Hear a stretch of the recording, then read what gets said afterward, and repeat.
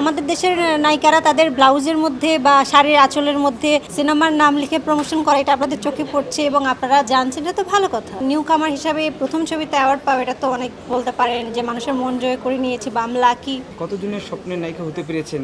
অনেক জনের, তবে গুনে তো দেখি নাই। একটু আগে আপনাকে কে জানি ডাকছিল গরিবের সালমান খান, আপনি? রিয়েলি সত্যি সিরিয়াস? ইয়েস। কিরকম সিরিয়াস? এটা নতুন কিছু না। এখন যদি আমাদের দেশের নায়িকারা তাদের ব্লাউজের মধ্যে বা শাড়ির আঁচলের মধ্যে সিনেমার নাম লিখে প্রমোশন করে, এটা আপনাদের চোখে পড়ছে এবং আপনারা জানছেন, এটা তো ভালো কথা। এবং আমি খুশি হয়ে এটা করে এসেছি, যেহেতু আমার সিনেমার নিউ কামার হিসাবে এটা আমার প্রথম অ্যাওয়ার্ড পাওয়া, সেই খুশিতেই করা। আপনারা সবাই অনেক পছন্দ করেছেন এবং সবাই জানিয়েছে ছবি খুব ভালো হয়েছে, তো আমিও খুশি। এবং নিউ কামার হিসাবে প্রথম ছবিতে অ্যাওয়ার্ড পাওয়া, এটা তো অনেক বলতে পারেন যে মানুষের মন জয় করে নিয়েছি বা আমি লাকি। আমার একটা ছবি রেডি, যেটা হচ্ছে আসবে, ওই ছবিটা রেডি আছে, এটা আসবে হচ্ছে আপনার ঈদে।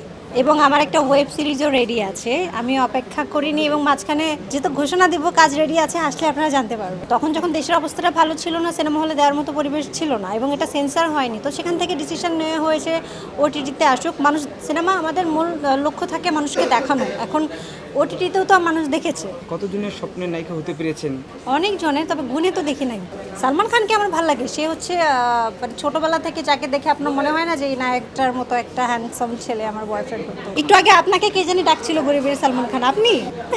না, ফেসবুকে সে উত্তর ছড়াচ্ছে। রিয়েলি সত্যি সিরিয়াস? ইয়েস। কিরকম সিরিয়াস?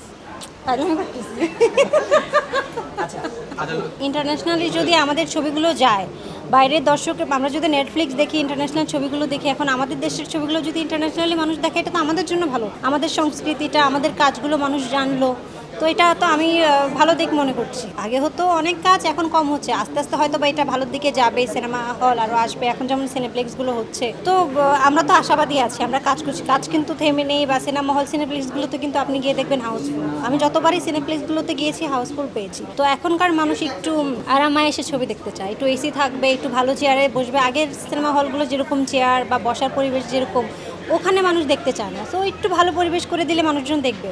ওটিটিদের জন্য আমি একটা কাজ করেছি, যেটা আমার একটা ওয়েব সিরিজ রেডি আছে, যেটা ফুল অ্যাকশন। তো ওটিটিও ভালো, মানে এখন ভালো ভালো কাজ হচ্ছে। দেখেন, ওটিটিটা যখন করোনাতে শুরু হয়েছিল, মানুষ কিন্তু খুব বাসায় বসে বসে ওটিটিটা দেখেছে এবং ওটাতে ইউজ টু হয়ে গেছে। নেটফ্লিক্স দেখেছে, অ্যামাজন দেখেছে। তো এখন কিন্তু ওটিটিতে যদি মানুষ না দেখতো, এত কাজ হতো না। এখন কিন্তু সিনেমার থেকে মনে হয় ওটিটির কাজ বেশি, তো ওটিটি মানুষ অ্যাকসেপ্ট করেছে।